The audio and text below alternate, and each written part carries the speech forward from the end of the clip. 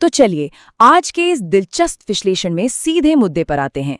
अक्सर ये सवाल मन में आता है ना कि कुछ YouTube चैनल रातों रात कैसे हिट हो जाते हैं।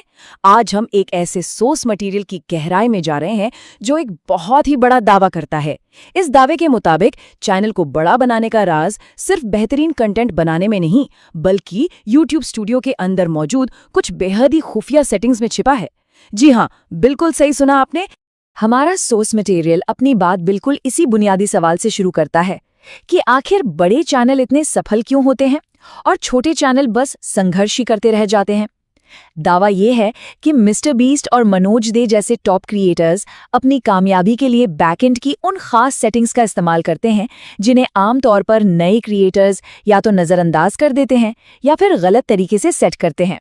सोर्स का पूरा जोर इसी बात पर है कि यही छिपी हुई तकनीकी सेटिंग्स ही असली गेम चेंजर हैं। इस पूरे ब्लूप्रिंट को ठीक से समझने के लिए हम बिल्कुल उसी क्रम में आगे बढ़ेंगे जो सोर्स ने बताया है। सबसे पहले छिपी हुई सेटिंग्स के वादे पर बात करेंगे, फिर चैनल लेआउट को ऑप्टिमाइज करना, कंटेंट स्ट्रैटेजी तय करना, एक खास एल्गोरिथम रीसेट ट्रिक, एल्गोरिथम के लिए टारगेट सेट करना और आखिर में चैनल की ग्रोथ को पूरी तरह से अनलॉक करना। तो चलिए सबसे पहले बिंदु से शुरुआत करते हैं, इन छिपी हुई सेटिंग्स का वादा। अब यहाँ सबसे दिलचस्प बात इस दावे का पैमाना है। क्रिएटर पूरे आत्मविश्वास के साथ कहता है कि इन सटीक सेटिंग्स को लागू करने से रोजाना 1000 सब्सक्राइबर्स मिलने की पूरी गारंटी है। इतना ही नहीं, दावा तो यहाँ तक है कि इन्हीं सेटिंग्स के दम पर असल दुनिया के सिल्वर प्ले बटन जैसे बड़े अवार्ड्स भी आसानी से हासिल किए जा सकते हैं। कहने का मतलब है कि ये कोई छोटा मोटा हैक नहीं, बल्कि रातों रात किस्मत बदलने वाला एक पूरा ब्लूप्रिंट पेश किया जा रहा है। इसके बाद हम आते हैं दूसरे हिस्से पर, जो है चैनल लेआउट को ऑप्टिमाइज करना। यहाँ सोर्स इस बात पर बहुत ज़्यादा जोर देता है कि YouTube स्टूडियो में होम टैब और फॉर यू की सेटिंग्स को चालू करना सबसे पहला और सबसे ज़रूरी कदम है। दावा है कि चैनल का लोगो और बैनर लगाने के ठीक बाद जैसे ही हम इन दोनों टॉगल को ऑन करते हैं, वीडियो अचानक से बड़े सर्च रिजल्ट्स में दिखने लगते हैं। इसे एक तरह का शुरुआती ट्रिगर माना गया है जिससे YouTube का सिस्टम अपने आप कंटेंट को नए लोगों तक पहुंचाने लगता है। अब सवाल ये है कि ये टॉगल इतने अहम क्यों हैं? दरअसल सोर्स के मुताबिक ये सेटिंग्स ही वो चाबी हैं जो किसी भी वीडियो के लिए ब्राउज फीचर्स और सजेशन वाले हाई ट्रैफिक एरिया के दरवाजे खोलती हैं। अगर ये बंद है तो एल्गोरिदम वीडियो को कभी भी नए दर्शकों तक नहीं ले जाएगा।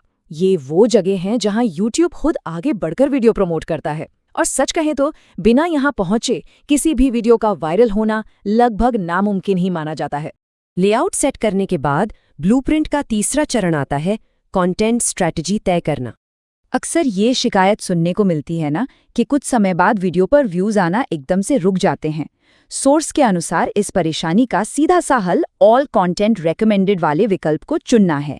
कहा जाता है कि ये सेटिंग एल्गोरिथम को आपके पुराने वीडियो भूलने नहीं देती। मतलब चाहे वीडियो आज डाला गया हो या कई महीनों पुराना हो, ये सेटिंग सही होने पर उस पर लगातार व्यूज आते रहेंगे।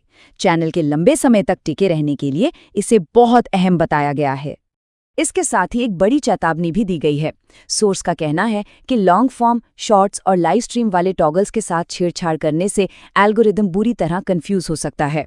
इसीलिए ये बहुत ज़रूरी है कि सेटिंग्स में बिल्कुल वही विकल्प चुना जाए जो चैनल के असली कंटेंट से पूरी तरह मेल खाता हो। अगर सिर्फ शॉर्ट्स बन रहे हैं तो लॉन्ग वीडियो का टॉगल हर हाल में बंद होना चाहिए।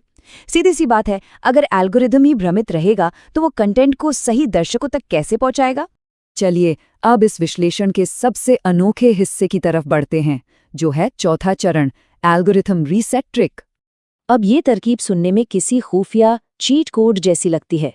क्रिएटर ने एक बहुत ही अजीबोगरीब प्रक्रिया बताई है। दावा है कि अगर किसी चैनल की ग्रोथ पूरी तरह से रुक गई है तो सबसे पहले उसके सभी पुश नोटिफिकेशंस बंद कर देने चाहिए। फिर डिवाइस को 10 से 20 मिनट के लिए बिल्कुल वैसे ही छोड़ दें, उसे छुएं तक नहीं, और आखिर में उन सभी नोटिफिकेशंस को वापस ऑन कर दें।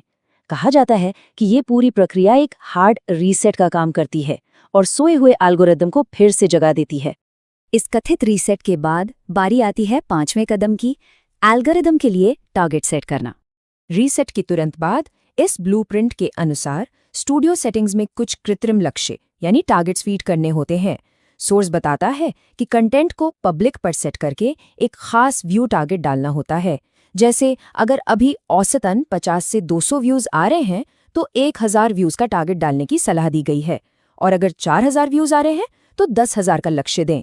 इसके पीछे का दावा ये है कि ऐसा करने से एल्गोरिदम खुद ब खुद 1 महीने के भीतर उस टारगेट को पूरा करने में जुट जाता है। बिल्कुल इसी तरह कम्युनिटी सेटिंग्स के अंदर एक सब्सक्राइबर टारगेट भी सेट करने को कहा जाता है, लेकिन ध्यान देने वाली बात यह है कि ये एक सीढ़ी की तरह काम करता है। मतलब 10 सब्सक्राइबर होने पर सीधे 1 मिलियन का लक्ष्य नहीं डाला जा सकता। टारगेट हमेशा वर्तमान संख्या से ठीक एक लेवल ऊपर होना चाहिए। 50 सब्सक्राइबर्स हैं तो 100 का टारगेट, और 10,000 से कम है तो 10,000 का टारगेट। इसे हकीकत के करीब रखना होता है, वरना ये ट्रिक काम नहीं करेगी।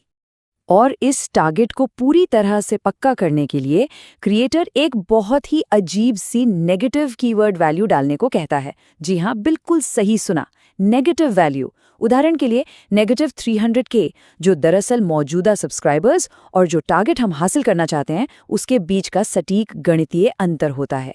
ये एक ऐसा कदम है जो किसी इनसाइडर सीक्रेट जैसा लगता है, जिसके बारे में दावा है कि इससे एल्गोरिदम को बिल्कुल साफ निर्देश मिल जाते हैं। अब हम इस ब्लूप्रिंट के आखिरी हिस्से पर आते हैं, छठा चरण, चैनल की ग्रोथ को अनलॉक करना। ये हिस्सा असल में इस पूरे ब्लूप्रिंट का क्लाइमैक्स है। ये उन चैनलों के लिए बताया गया है जो पिछली सारी सेटिंग्स लागू करने के बाद भी खुद को फंसा हुआ महसूस करते हैं।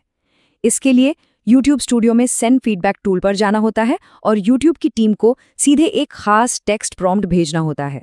सोर्स का ये बहुत ही बड़ा दावा है कि ये फीडबैक एक डायरेक्ट कमांड की तरह काम करता है, जो रुकी हुई ग्रोथ को सिर्फ 24 घंटों के अंदर, जी हाँ, सिर्फ 1 दिन के अंदर पूरी तरह से अनलॉक कर देता है।